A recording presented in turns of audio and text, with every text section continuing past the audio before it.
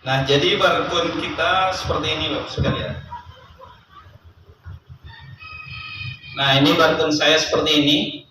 Jadi kalau bentuknya pasti sama, gitu ya. Cuman motifnya satu pun tidak ada yang sama. Jadi sama seperti halnya kita, manusia, bentuknya beda-beda, gitu ya. Sama-sama manusia tapi beda, gitu. Sama seperti barcode ini. Bentuknya pasti sama seperti ini. Cuma motifnya satu pun tidak ada yang sama, gitu ya. Apa sih manfaatnya bargun dan apa itu bargun, gitu ya Bapak sekalian. Jadi bargun ini adalah alat terapi yang terbuat dari tanduk sapi. Jadi kalau kata orang Jawa itu sumuk, gitu ya, tanduk sapi. Jadi bahan utamanya tanduk sapi. Dan tanduk sapinya ini yang spesial Bapak sekalian karena harus tebal. Jadi ininya tebal, banyak sekali yang tipis, seperti itu. Nah, namanya sendiri barkun itu diambilkan dari Al-Quran di surat Al-Baqarah ayat 19-20, artinya kilat atau petir yang menyambar-nyambar, gitu ya. Jadi cahaya, kecepatan cahaya itu luar biasa sekali. Makanya kalau ada beledek mau hujan itu ya, kilatnya dulu, baru bunyinya, suaranya belakangan, gitu. Artinya kecepatan cahaya itu luar biasa.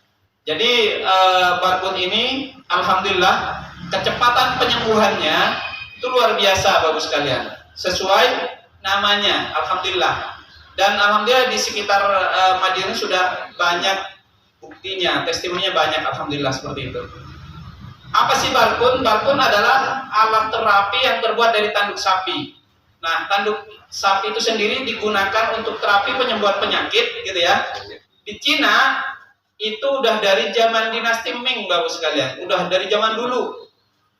Karena saking terkenalnya di Cina, WHO meriset, hasil risetnya spektakuler Bapak sekalian. Orang yang dikerok sendiri, ini sendiri seperti ini. Cara penggulaian kerok-kerok seperti ini, artinya sangat mudah dan semua orang pasti bisa. Karena cuma begini, di kepala tinggal begini, di leher itu ya, di pundak bisa seperti ini. Yang nggak bisa di punggung, ini nggak bisa. Untuk orang lain, bisa istri kita, suami kita dan lain-lain. Nah, apa sih yang terjadi ketika kita kerokan seperti ini kok bisa menghasilkan riset hebat, riset spektakuler? Orang yang dikerok sendiri seperti ini, hasil risetnya adalah usia orang tersebut lebih lama 50 tahun. Riset Bapak sekalian, jadi jangan cerita takdir, beda judul ya. Nah, apa sih yang terjadi dalam tubuh kita ketika kita kerokan seperti ini kok bisa menghasilkan riset sehebat itu, gitu ya. Yang pertama adalah ketika kita kerokan ke tubuh kita seperti ini, yang terjadi dalam tubuh kita adalah terjadinya pembaharuan molekul darah kita. Yang tadinya banyak gumpalan darah, sampah darah, gitu ya. Akhirnya buyar Bapak sekalian dan otomatis darah jadi lancar. Itu yang pertama Bapak sekalian. Karena salah satu penyebab penyakit adalah tidak lancarnya peredaran darah, gitu. Nah, yang kedua Bapak sekalian, ketika kita kerokan ke tubuh kita seperti ini, dia mampu membuang gas racun atau toksin-toksin yang ada dalam tubuh kita. Contoh misalkan orang yang punya masalah lambung, misalkan gitu ya. Orang punya masalah lambung ini, orang yang punya penyakit lambung ini biasanya sering pegak, sesak napas, pundaknya pegel, lehernya kencang, kepalanya pusing. Nah, buat noleh aja seperti robot biasanya begini. Gitu. Buat noleh begini nggak bisa biasanya. Nah, ketika orang yang lehernya sedang kencang, misalnya gitu ya, kita kerok, kita barkun seperti ini kepalanya, gitu ya, lehernya kita kerok seperti ini, dan bisa sendiri Bapak sekalian.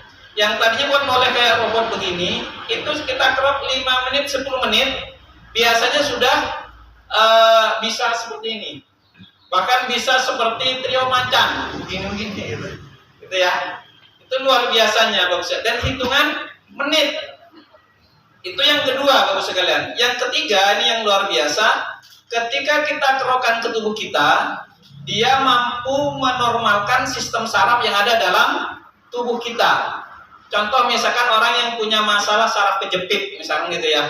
Orang saraf kejepit ini biasanya diakibatkan oleh jatuh, benturan, kecelakaan, atau mengangkat beban terlalu berat. Yang tadinya sarafnya berdampingan seperti ini, ketika ngalami benturan, misalkan jepret, gitu ya, seperti ini Bapak sekalian. Makanya disebut saraf kejepit. Biasanya terjadi di mana? Di tulang belakang. Tulang belakang kita ada 33 ruas, Bapak sekalian. Nah, pusat saraf refleks tubuh kita, tubuh manusia ada di tulang belakang. Tulang belakang kita adalah penyangga kepala kita, penyangga kedua belah tangan kita, penyangga kedua belah kaki kita. Artinya sangat sentral, Bapak sekalian. Makanya ketika ada yang patah di tulang belakang, pasti lumpuh.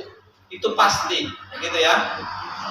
Nah, jadi Bapak sekalian, ketika kita kerok, orang yang punya masalah saraf kejepit, gitu ya, seperti ini Bapak sekalian.